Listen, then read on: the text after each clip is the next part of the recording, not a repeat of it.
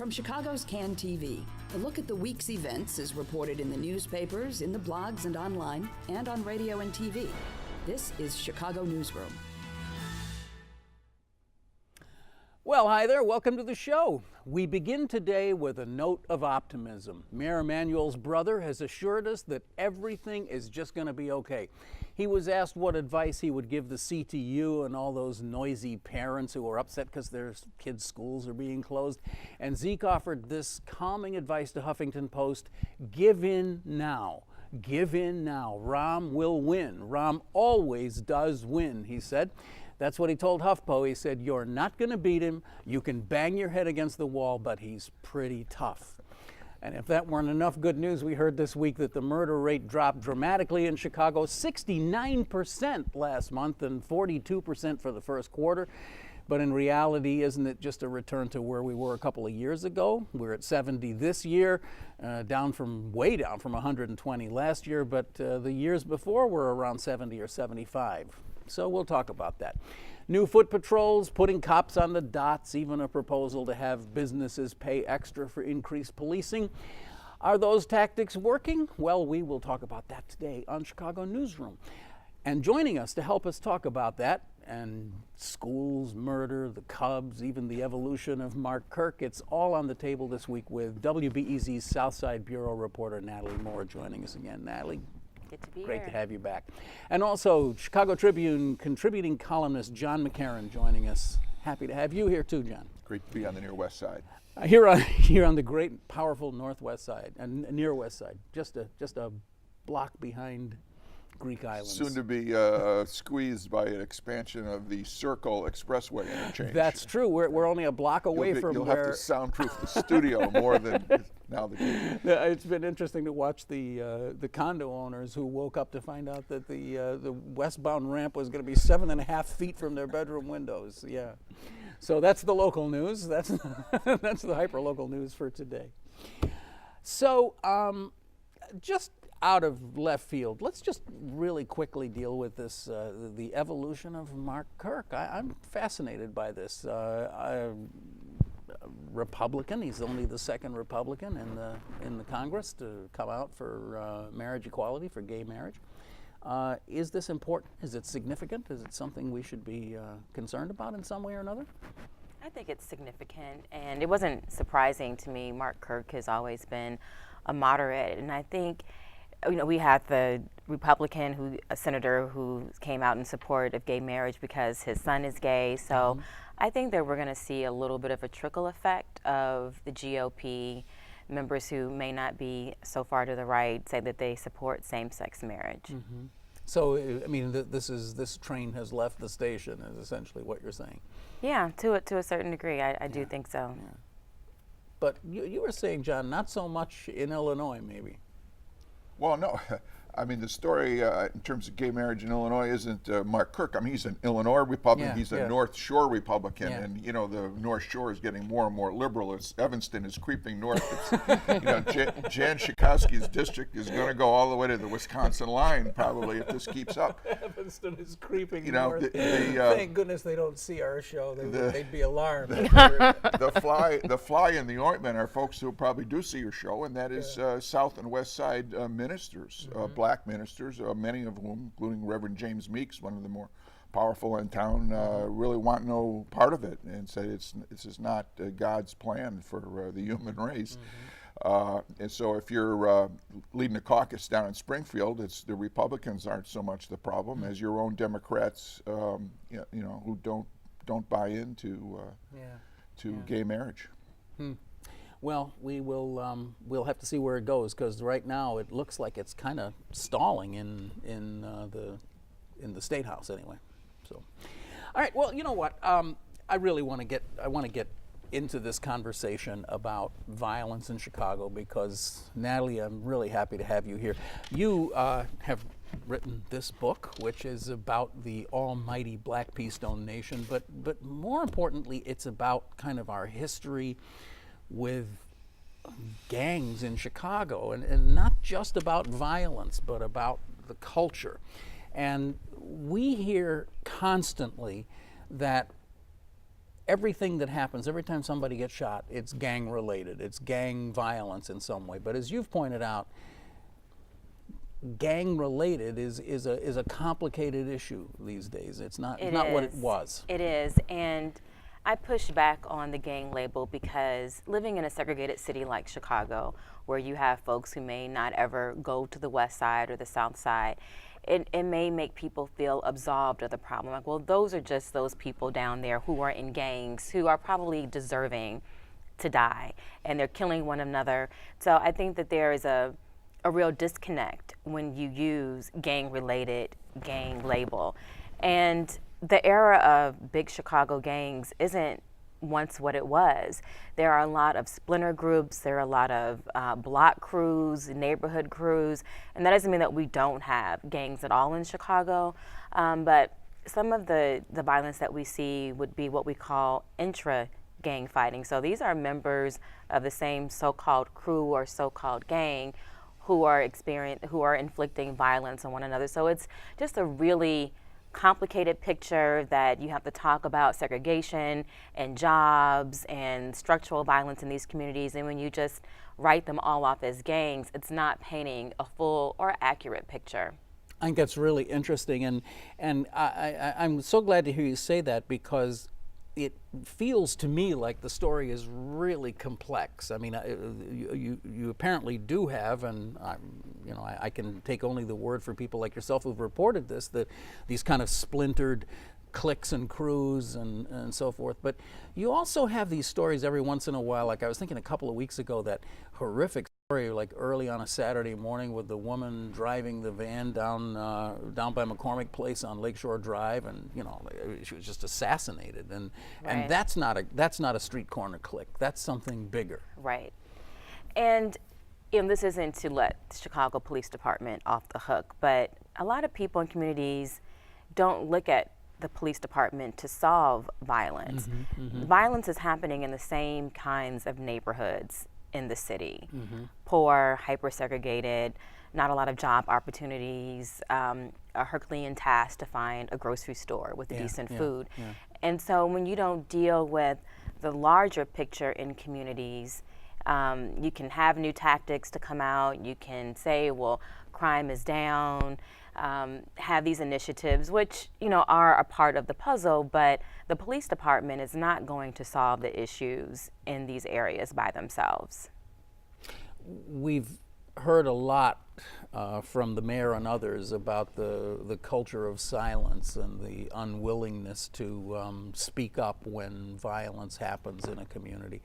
But I got to tell you that I have a different view of that, being basically a chicken type person, and I can completely understand that if there's somebody shooting up your block and you got to look them in the eye, the last thing in the world you want to be doing is cooperating on that, because you don't know what's going to happen when the police leave after they've investigated. You're still on that block with these people. Unless you're a person of means, and then you pick up the phone and call your real estate agent and say, get me the heck out of here. I want to go to a community that has less violence. And that could be either a white middle class person or a black. So you have sort of a self-fulfilling prophecy where people who can leave do, leaving neighborhoods with people with various behaviors. One thing I as a journalist, and sort of I guess I'm no longer a day-to-day journalist with the Tribune, but as an outsider looking in, I think we've put a big part of the problem off limits for discussion in our journalism, and that is black family mechanics, sociopathic behaviors, 70% of children being born out of wedlock. I'm not saying blame the victim here, but I think because of we're so tuned into political correctness and racial correctness in our reporting and in our writing, that we tend not to go there. So it's the police. If the police would only do this instead of that, if they only put more cops here instead of there, and we're going to talk about schools later. It's the teachers here and close. It's too bad, really, that we can't talk more about some of the things that actually Natalie was just referring to in terms of because as we say every single week on this show, every one of these stories is interleaved with every other story. The violence, the schools, jobs, disinvestment in communities, and so much of it has to do with family structure. But it's not. Again, it's not because the breakdown of the family structure has caused these other issues. These issues have as much to do with causing the breakdown in the family structure. So where do you begin to weave this fabric back together again? I mean, cultural things I think are also. I think it's a real problem with the popularization of gangster rap. Glorification of, listen to the lyrics, get an FM radio, listen, my Tech 9 and my AK and hose and misogynistic attitudes toward women. I have to push back a little bit on that. And I grew up listening to NWA, and I wasn't affected. It didn't make me want to go out and shoot up the community. That we know of. That you know of, and I'm here to tell you that I did not. Most of what I hear on commercial radio with rap, I do not like. I do think that it promotes negative elements of a culture, but I think sometimes it's I hear people say, oh, well, it's, rap culture. Well, what about, the rape culture we see at different colleges that involve white boys and, so-called frat culture. So I think that the biggest issue is that you put people into a community. I mean, these are all city and racial policies that left a community like Inglewood the way it is. And what do you expect to happen in communities where you strip the resources? You've had, racist policies that were in fact law, and you get this stew, and you get violence and unemployment. But at the same time, in many of these communities, they're only reported on in the negative aspects. But there still are strong block clubs. There still are parents who are trying to do the right thing. There are parents who are asking questions about, well, why is the school closing in my neighborhood and not someone else's neighborhood? So there's no really easy way to finger point at any of these issues. I don't want to get too far off this conversation about this splintering of gangs that you've written about and others have too. It does seem to be an important part of this general conversation about our fears that we're all living with, fears of violence and guns and so forth. Where do you put it on the sort of the spectrum of things to be concerned about? Is it a big problem that the heads of the notorious gang leaders, Hoover and all those guys, have gone to prison, and that their organizations are splintering? Is that a bad thing, or in the long run is it maybe a good thing? I can't figure it out. I think it's just blowback, but our murder count is a lot lower today, and even last year when we had a peak or spike compared to the 1980s, 1970s, early 1990s. What I hear from people is that they feel more ordinary kids or ordinary non-gang affiliated kids are caught up in some of these struggles.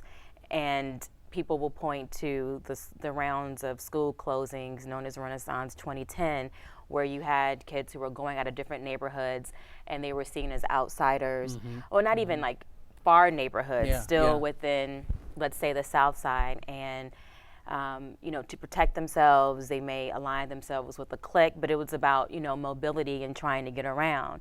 Now you look at a place like New York, which is not a racial utopia, but they have figured some things out better than Chicago.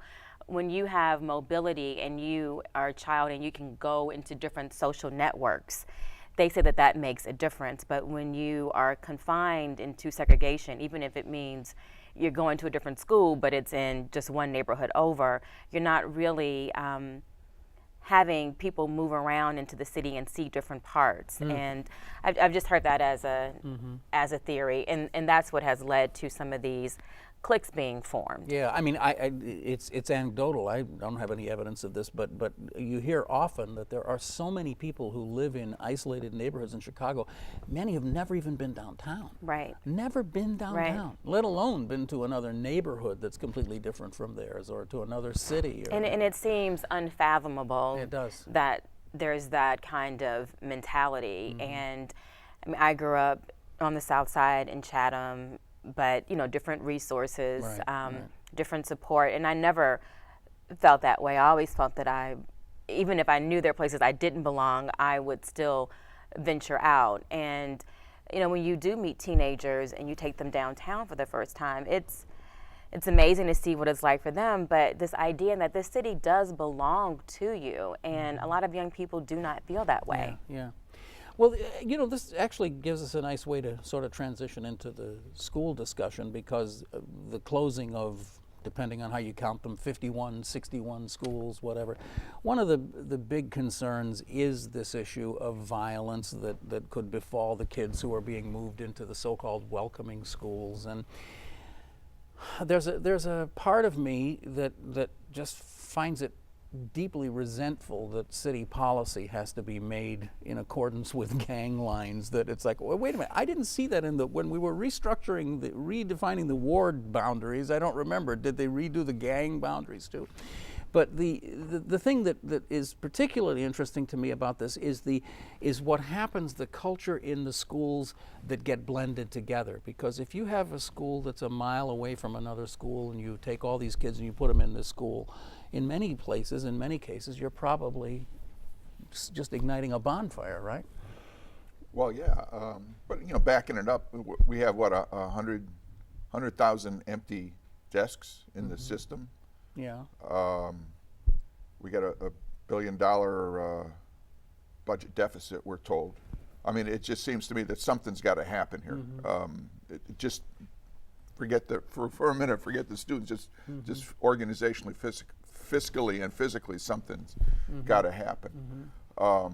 It was funny when Natalie was making the case for getting out of the neighborhood. You were almost making a case, maybe unintentionally, for magnet schools and maybe even for charter schools to get kids out of the neighborhood school where they're basically kind of where they're isolated. Yeah, isolated and segregated, and with folks with the same affiliations and whatnot. Yeah. Although I think this closing that we've seen, it still left you, it may take you to a different neighborhood, but it's just the next neighborhood over. It's not really, or even within the same neighborhood, but boundaries that change with a major street or a railroad. So we're not seeing, kids from, Overton in Bronzeville being moved to Walt Disney on Lakeshore Drive. It's really interesting that you bring this up, because Ben Joravsky did a really interesting piece a couple days ago about a school up on the northwest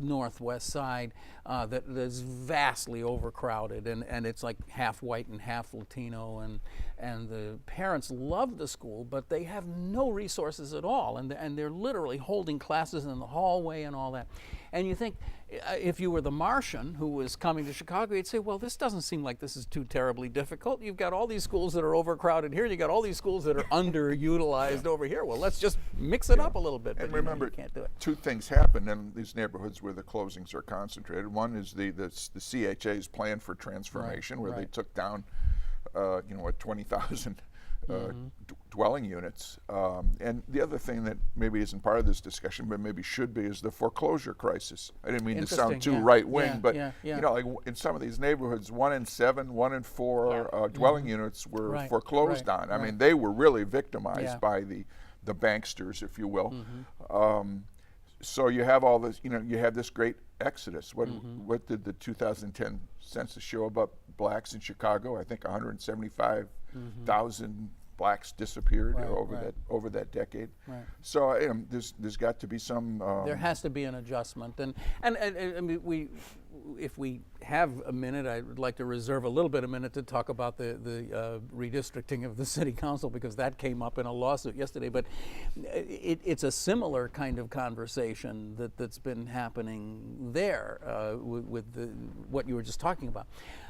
However, one of the things that Barbara Byrd Bennett shot back on yesterday was these rumblings from the CTU that this is racially based, that these decisions to close the schools are racially based, and actually the term racist has been used, and I think that really offended Barbara Byrd Bennett.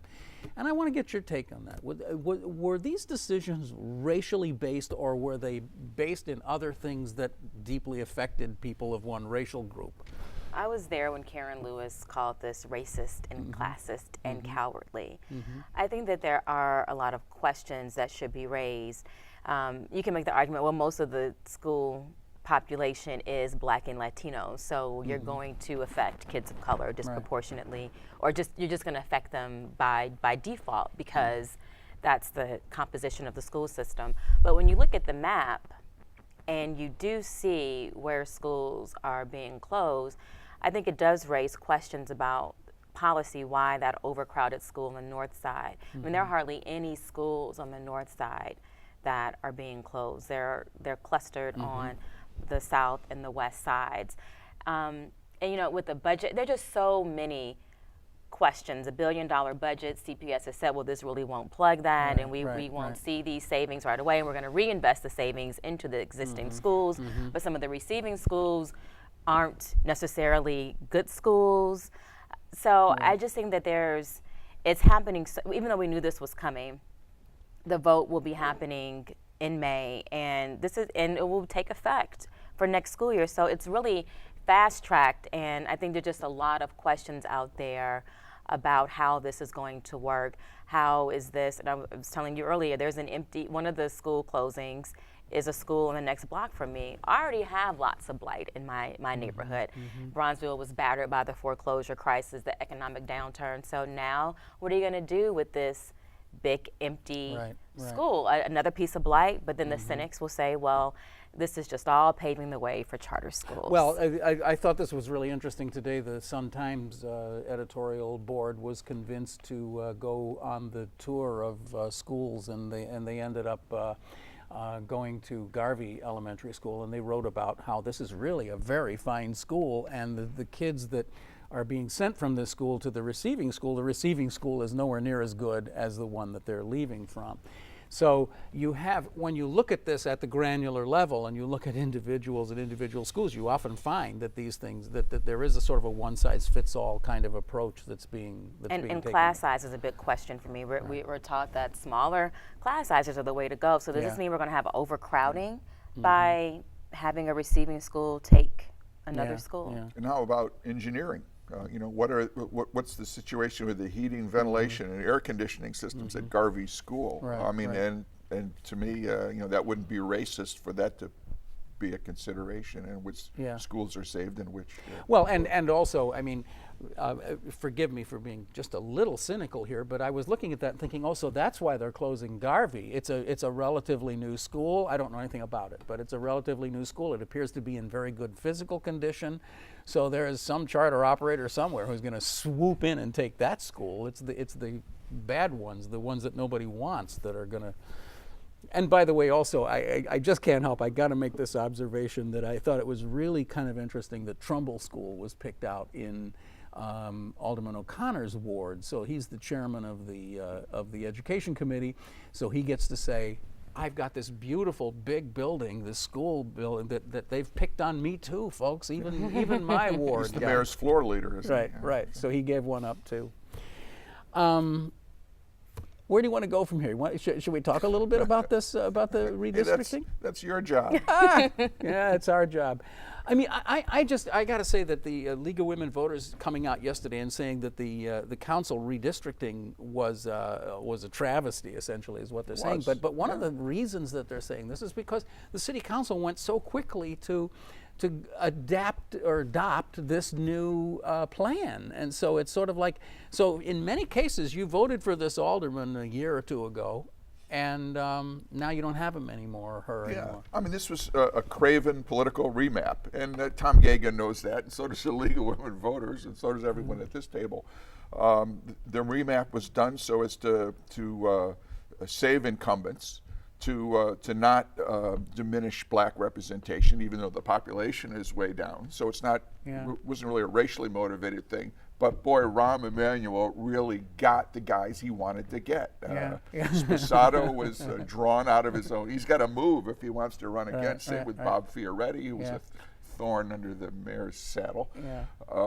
So I mean, that's the nature of the game. This is what redistricting has become, not just in Chicago, but throughout Illinois. I mean, look how the Democrats redistricted to win. They picked up 3 or 4 congressional seats, doing just this, snaking these districts around to have just enough people to carry a majority. And it's in Republican states of the Union, and the Republicans did the remap because they control the legislature. And we saw that in the last congressional election, how they were able to hold on to certain amounts of power. And not only that, but when you see the gridlock in Washington, I would argue that it kind of traces back to this remapping becoming not a demographic or socioeconomic exercise, but a purely partisan thing where the whole country now is made up of safe congressional districts where people can be either hard right or hard left and really don't have to compromise. And that's sort of where we are as a nation right now. And that's sort of where we are as a city council. Yeah, only now if you disagree with Rahm, you're out of your district. Well, he'll just give. How did Tom Gagan put it? That redistricting should be so that people can have the opportunity to select their alderman, not have the alderman select his constituents or something like that. And that's exactly what happened. Yeah. Well, so I guess going back just for a moment to the school situation, the Chicago Tribune feels very strongly that we need to increase the number of charters. You have worked for the Chicago Tribune. I think you probably know that that's their position. At this point, is that what's going on here? Is the money interest so strong and the power that they bring to the administration so overwhelming that we are going to be closing more and more public schools and putting in more charter schools? And is that a good or bad thing? Well, speaking purely for myself, I think 30 seconds. There are good charters and bad charters. You know, I've been reading all these articles that Diane Ravitch has been writing for the New York Review of Books, saying that charters by themselves, you can have bad charters. Et cetera. Remember, Ken, that this charter thing goes right up to the White House. Yes, it does. Barack Obama is a charter guy. Arnie Duncan's a charter guy, and I think what that is, a charter guy.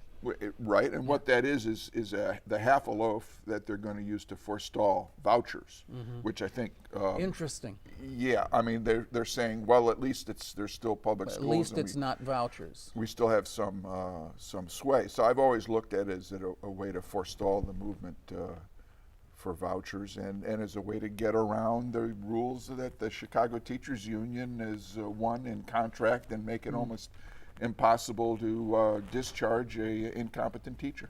Well, let's look at the money with charter schools. A little tiny bit, yes. Some of these operators are for profit. We've seen all these stories in the papers about UNO, the powerful yes, we have charter group, and who's getting contracts.